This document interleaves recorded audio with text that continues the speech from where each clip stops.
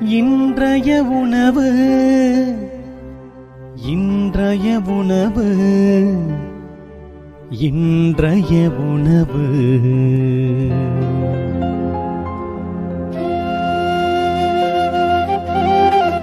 நற்செய்தி வழங்குபவர் தந்தை நிர்மல்ராஜ்.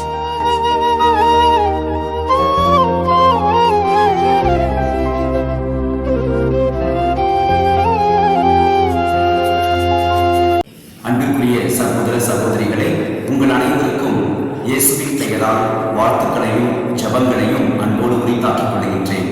இன்றைக்கு மத்தேயு நற்செய்தி 5ஆம் அதிகாரம் 13 16 வரை உள்ள இறை வார்த்தைகள் நம்முடைய சிந்தனைக்கு தரப்பட்டிருக்கிறது.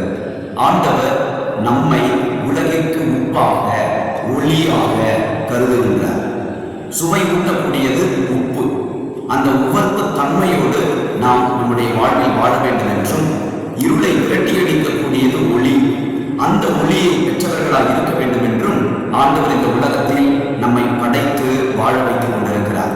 உப்பு என்பது உணவிற்கு சுவை ஊட்டக்கூடியது. அந்த உவர்ப்பு தன்மை இருக்கிற பொழுதுதான் உப்பிற்கு மதிப்பு. மனிதர்களாகிய நம்மை ஆண்டவர் உப்பு என்று அழைக்கிறார். எனவே நாம் உவர்ப்பு தன்மை உள்ளவர்களாக இருக்க வேண்டும். தொடக்க நூல் புத்தகம் 1 அதிகாரம் அதில் 26, 27, 28 வசனங்களில் நாம் பார்க்கிறோம். ஆண்டவர் மானிடரை தன் உருவிலும் சாயலிலும் உண்டாக்கி மண்ணுலகம் முழுவதையும், நிலத்தில் ஊர்வன வானத்து பறவைகள், மீன்கள் யாவற்றையும் ஆளட்டும் என்று சொல்லுகிறார். கடவுள் தம்முடைய உருவில் மானிடரை படைத்தார், அவர்களின் உருவிலேயே அவர்களை படைத்தார் என்றும், கடவுள் அவர்களுக்கு ஆசி வழங்கி பலுகி பெருகி அதை உங்கள் ஆற்றலுக்கு உட்படுத்துங்கள் என்று குறிப்பிடுகிறார். கடவுளின் சாயலில் உருவில் இருப்பதுதான் ஒவ்வொரு மனிதனுக்கும் உவர்ப்பு தன்மை உள்ள உப்பாக உருவாக வழி செய்ய முடியும். அன்பிற்குரியவர்களை, நம்முடைய வாழ்க்கையில அடுத்தவர்களுக்கு சுவை ஊட்டக்கூடியவர்களாக நாம் இருக்க வேண்டும் என்றால் கடவுளின் சாயலில் நாம் இருக்கிறோம் என்பதை உணர வேண்டும். இந்த உலகை நம்முடைய நன்மை கடன்களினால் சுவை ஊட்ட வேண்டும்.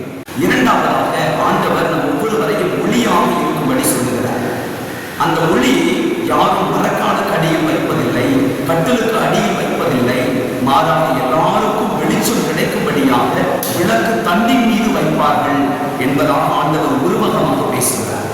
அன்பானவர்களே, நாம் ஒளி என்றால் நம்மை ஆண்டவர் தரம் தாழ்ந்தவர்களாக வைக்கவில்லை, மாறாக விளக்கு தண்ணின் மீது. அதன் பொருள் என்ன? ஆண்டவர் நம்மை உயர்ந்த இடத்தில் வைத்திருக்கிறார். மனிதர்கள் என்கின்ற எல்லா படைப்புகளின் உச்சபட்சமாகிய அந்த நிலையை ஆண்டவர் நமக்கு கொடுத்திருக்கிறார். எனவே நமக்குள்ளார் திருமுழுக்கு அருளடையாளத்தின் வழியாக ஊற்றப்பட்ட ஒளியை, ஏற்றப்பட்ட ஒளியை அணையாது காக்கும் பொருட்டு நாம் அதை வாழ வேண்டும். அடுத்தவர்களுக்கும் ஒளியை காண்பிக்கிறவர்களாக, பாதையை காண்பிக்கிறவர்களாக நாம் நம்முடைய வாழ்க்கையை அமைத்துக் கொள்ள வேண்டும்.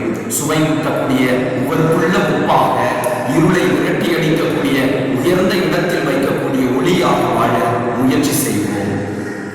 எங்கள் அன்பின் ஆண்டவரே, உம்முடைய சாயலிலே நாங்கள் படைக்கப்பட்டிருக்கிறோம் என்பதுதான் எங்கள் வாழ்வினுடைய உவர்ப்பு தன்மையாக இருக்கட்டும்.